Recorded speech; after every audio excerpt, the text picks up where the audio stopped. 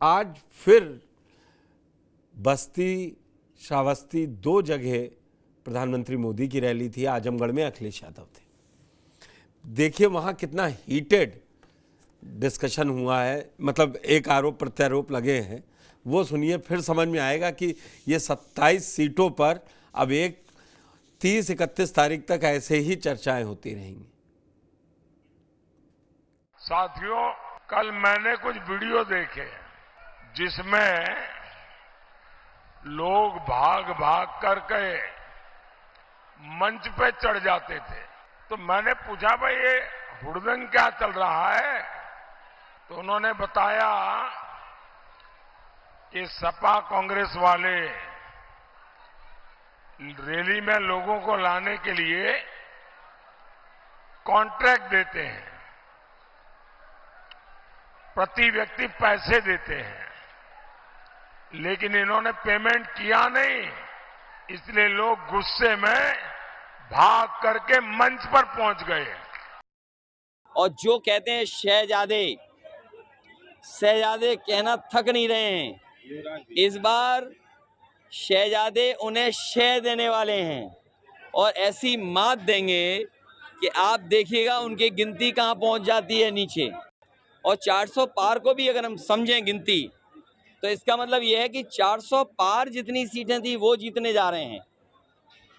अगर हम कहें नदिया के पार, सड़क के पार, या हम कहें इसके उस पार, तो क्या हुआ कि उसके बाद कितनी सीटें, तो उसके बाद तो केवल बनती हैं 143 सीटें।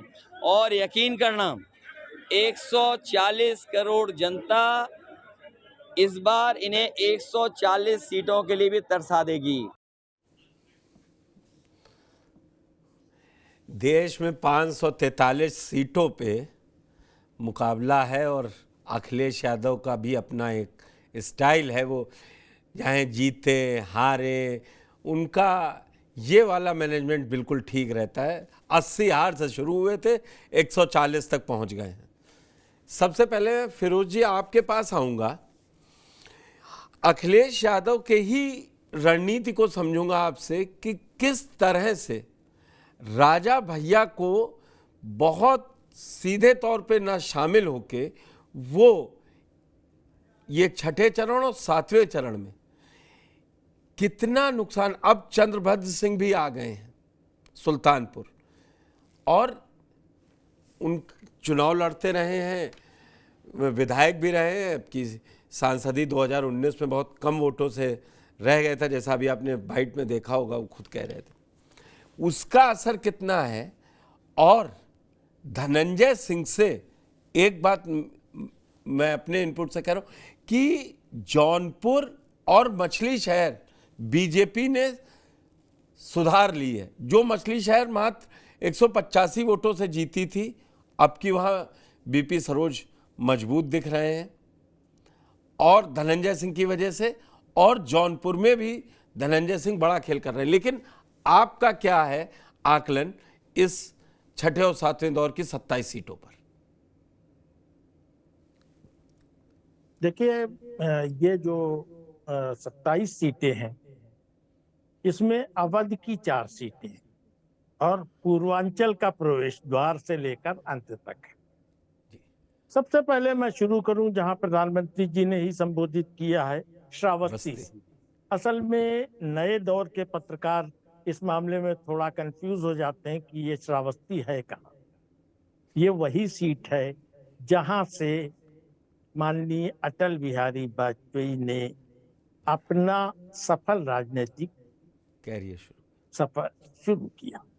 ये बलरामपुर सीट कमोबेश, एग्जैक्ट तो नहीं कहा जा सकता, कमोबेश वही बलरामपुर सीट है जहां से सुचेता कृपलानी ने संसदीय जीवन में योगदान। तो ये तो उस समय के जनसंघ और आज की भाजपा के लिए प्रतिष्ठा की सीट है। हालांकि पिछले ही चुनाव में ये सीट गठबंधन के हाथों भाजपा गंवा चुकी है। रामशरण वर्मा जी। इस बार भी लड़ाई बहुत आसान नहीं है एनडीए के लिए। दूसरी सीट पर हम आते हैं, अंबेडकर नगर।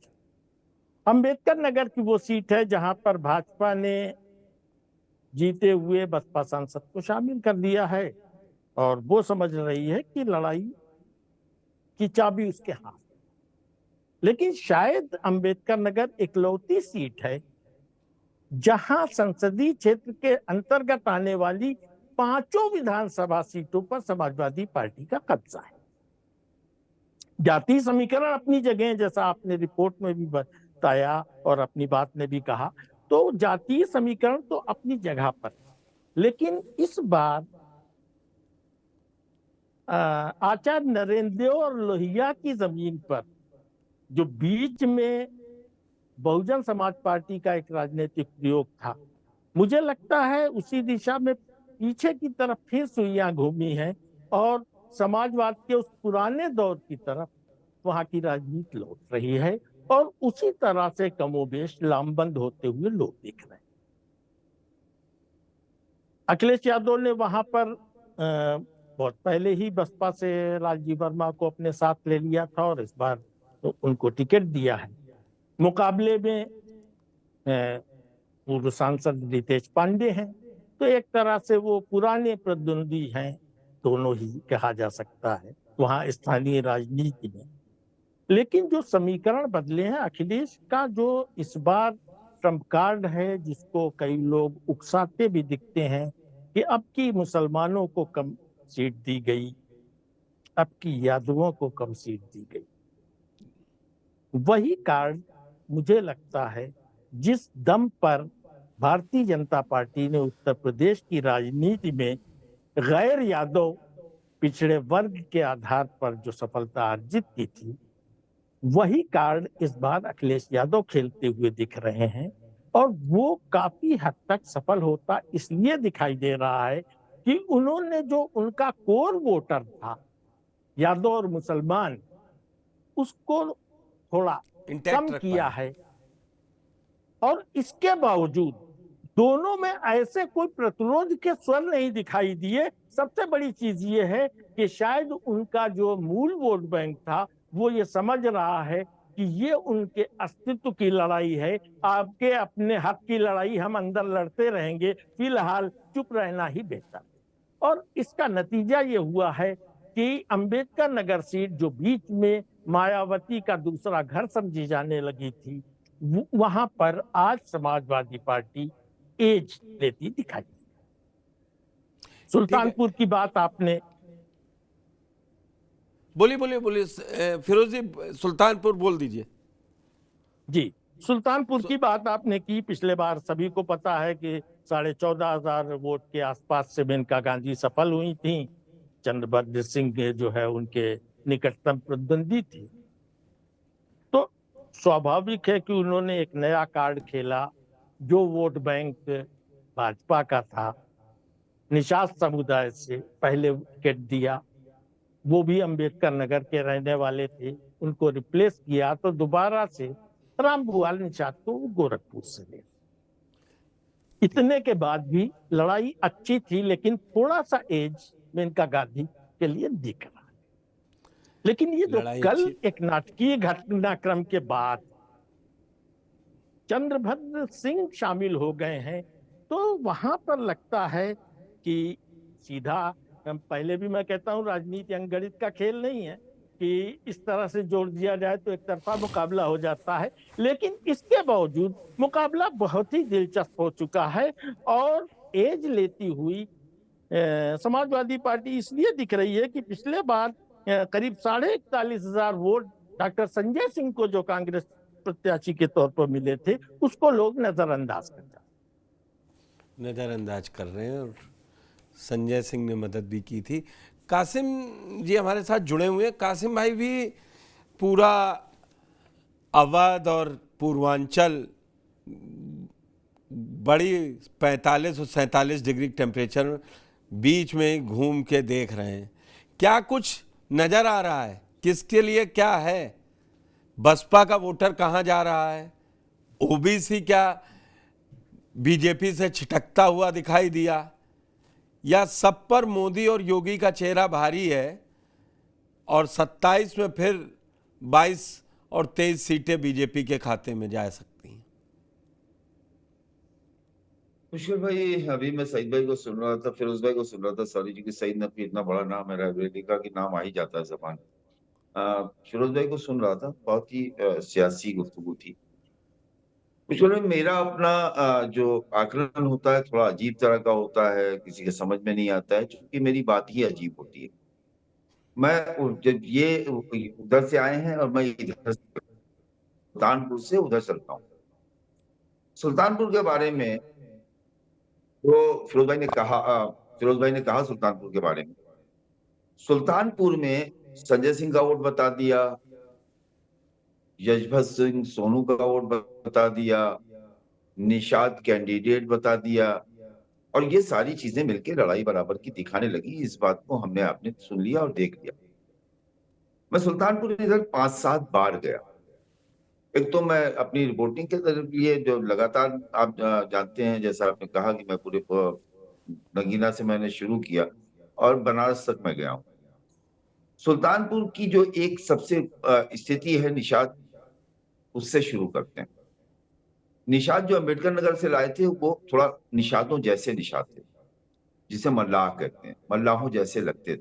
मल्लाहों में उन्होंने अपनी पैठ बना दी, उनका टिकट कटा और उसके बाद रामगोपाल निषाद को गोरखपुर से लाकर समाजवादी पार्टी ने उम्मीदवार बना दिया। ये बात सही है कि निषाद चूंकि जुड़ चुका था, उसके अंदर थोड़ी निराशा आई, लेकिन रामगोपाल ने उन्हें फिर मैनेज कर दिया। सुल्तानपुर की भौगोलिक स्थिति जो लोग जानते हैं वो ये भी जानते हैं कि सुल्तानपुर में लगभग 150 गांव ऐसे हैं जहां मुस्लिम और निषादों के बीच एक ही गांव में दोनों लोगों की आबादी है। एक हिस्सा निषाद बस्ती का है, एक हिस्सा मुस्लिम बस्ती का है। और जब ऐसी आबादी कोई होती है तो फिर आपस के जो भी विवाद होते हैं, मुर्गी, बकरी, नाली, नाबदान, किसान, खलियान, वो सब आपस के इन्हीं दो बिरादरों के बीच में होते। एक बात यह है कि रामगोपाल निषाद ने जिस तरह से सुल्तानपुर में अपनी धमक दिखाई, पहुंचे, थाना चौकी कोई भी बात हुई तत्काल पहुंच गए, फोन कर दिया, उससे निषादों में एक उत्साह आया, लेकिन रिएक्शन में दूसरे लोग उससे थोड़ा चौकन्ने हुए। एक दूसरी बात, जो पिछला चुनाव जिस वजह से हारे थे सोनू सिंह, वो स्थिति कल इनके ज्वाइन होते ही साथ दोबारा पैदा हो। यादव ने फौरन भारतीय जनता पार्टी का दामन थाम लिया और तमाम प्रधान वगैरह भी जो यादव बिरादरी के थे वो छोड़ के जाने लगे, क्योंकि मोनू सिंह का वहां पर यादवों से बहुत बहुत दुराव है, बहुत दूरी है। पिछले चुनाव में जो कमला यादव को वोट मिला था। सोनू जो हार का कारण भी यादव वोट थे जो मेनका गांधी के साथ चले गए थे, इसमें कि कहीं सोनू न जीत जाए। दूसरी बात होगी। तीसरी चीज यह है कि पिछले चुनाव में बसपा और सोनू सिंह साथ थे, सपा, बसपा और सोनू सिंह। सुल्तानपुर वो सीट है कि कभी समाजवादी पार्टी वहां सेकंड भी नहीं आई। वहां भाजपा जीते तो बसपा सेकंड है, बसपा सेकंड है या बसपा का सांसद हुआ है, फिर बसपा सेकंड रही है, वहां ताहिर भी बसपा से जीते, और सोनू मोनू के परिवार के वो जो जयभद्र सिंह वो भी जीते। सुल्तानपुर की स्थिति को एकदम साफ ऐसे आप नहीं देख सकते हैं कि चुनाव मेनका गांधी का जो है सपा से हो गया। मुझे लगता है कि सोनू सिंह के समाजवादी पार्टी में जाने के बाद वो ब्राह्मण जो समाजवादी पार्टी की तरफ जा रहा था, वो अब आपको मेनका गांधी की तरफ जाता हुआ दिखाई देगा। वो याद रखिएगा, डॉक्टर तख्तान अपने जहन में रखिएगा।